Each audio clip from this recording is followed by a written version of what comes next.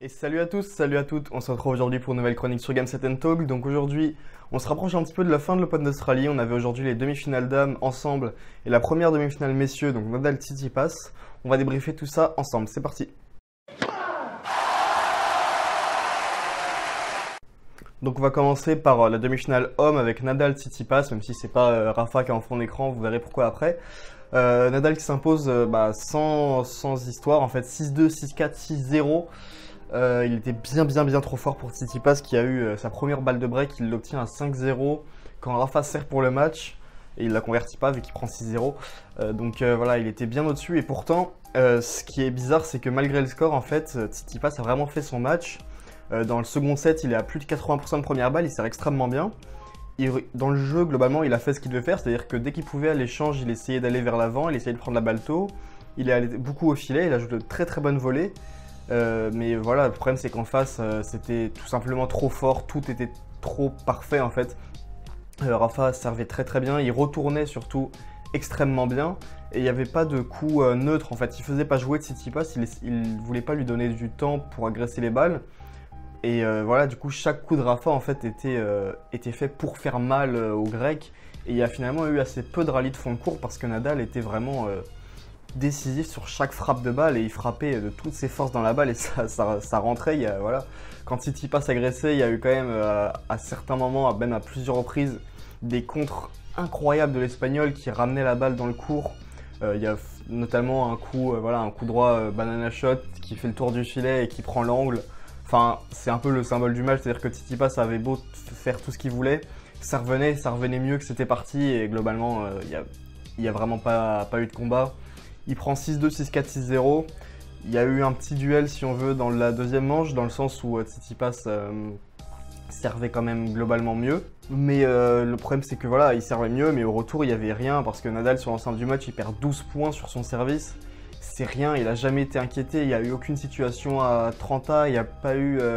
si, du coup, à 5-0, mais c'est tellement anecdotique qu'on ne retiendra même pas. Et du coup, au final, quand on regarde les stats, il y a eu un tweet de Jeu7 et Math qui est passé, qui montre que en fait, le joueur qui a le plus inquiété Rafa, alors pas tennistiquement, mais du coup, on va dire, si on compte le nombre de jeux inscrits, c'est James Duckworth, l'Australien, qui en plus peut se vanter d'avoir breaké Rafa dans ce tournoi, ce qui n'est pour le moment le cas de personne d'autre. Alors on verra en finale, que ce soit Pouille ou Djokovic, s'il est plus accroché, on espère en tout cas avoir une finale avec du suspense. Mais pour le moment, il marche vraiment sur tous ses adversaires. Et voilà, il y en a qui pourront dire que certes, il n'a pas eu toujours une opposition incroyable. Aujourd'hui, Tsitsipas, il a fait son match et pourtant, il prend un tarif monstrueux. Et chez les dames, donc, on avait les deux demi-finales. Donc, il y avait Osaka Pliskova, donc la japonaise qui s'impose 6-2, 4-6, 6-4. Et le match entre Petra Kvitova et Danielle Collins, où la tchèque s'impose 7-6, 6-0. Donc, on va commencer par le match, finalement, on va dire le moins intéressant des deux, c'est la rencontre de Kvitova, qui, du coup, retrouvera une finale de Grand Chelem depuis Wimbledon 2014. Donc Wimbledon 2014, c'est vrai que ça fait un bon moment parce que quand on repense à ce tournoi, c'était quand même contre Eugénie Bouchard en finale de Grand Chelem. Donc ça rappelle que le temps a passé. Et depuis, il y a eu des pépins physiques, il y a eu évidemment aussi l'agression à son domicile, agression au couteau qui l'avait éloignée des cours pendant un petit moment, dont elle avait dû se remettre déjà physiquement parce qu'elle avait été blessée et mentalement, évidemment, c'est vraiment un traumatisme fort. Et donc voilà, elle est de retour en finale de Grand Chelem 4 ans après. Au terme d'une demi-finale qui finalement n'aura réservé que peu de suspense dans la mesure où Collins, même après avoir pris le break tôt dans la rencontre, elle le perd immédiatement et ensuite Kvitova reste en contrôle quand même globalement. Finalement ce qui aura le plus marqué la rencontre c'est la chaleur parce que jusqu'à 4-4 dans le premier set le toit était ouvert parce que l'Open d'Australie étant un tournoi outdoor, en théorie on doit jouer toit ouvert tout le temps. Mais on atteignait des températures incroyables, on était à plus de 40 degrés, ce qui rendrait vraiment les conditions horribles. Enfin, on a déjà joué par ces conditions-là en Australie, n'empêche que ça reste vraiment très dur pour les organismes. Alors que Kvitova a passé très peu de temps sur le court au final, mais physiquement, c'est sûr que ça atteint de jouer par ces températures. Et donc dans l'autre match, ce qui était finalement le match le plus accroché, le match le plus spectaculaire du jour, c'était ce match-là entre Osaka et Pliskova, que la japonaise remporte. C'est pour ça qu'elle est en fond d'écran ici. Donc 6-2, 4-6, 6-4 et le match aura vraiment été accroché et spectaculaire, spectaculaire aussi bien dans le jeu que dans le scénario, jusqu'à la fin avec la balle de match qui est décidée sur un challenge qui donne l'ace à Osaka, mais vraiment pour 1 mm quoi. Donc c'est vraiment jusqu'au bout, il y a eu des rebondissements. Alors globalement, c'est Osaka qui aurait été, on va dire, maîtresse de cette rencontre, parce que bah, elle prend le break d'entrée et elle gagne ce set, et elle prend le break d'entrée de second set également. Donc voilà, elle menait un set, un break. Sur l'ensemble de la rencontre, elle frappe 56 coups gagnants. Donc voilà, c'est elle qui a fait le jeu. Mais en face, il y a vraiment une combattante, une vraie warrior, en tout cas sur le plan mental, aussi bien sur le plan tennistique.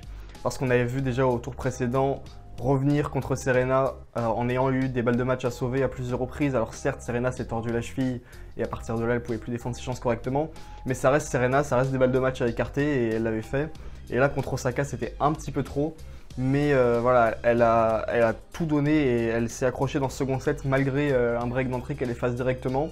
Et ensuite, c'est à 5-4 à la fin du second set que Pliskova bascule en tête.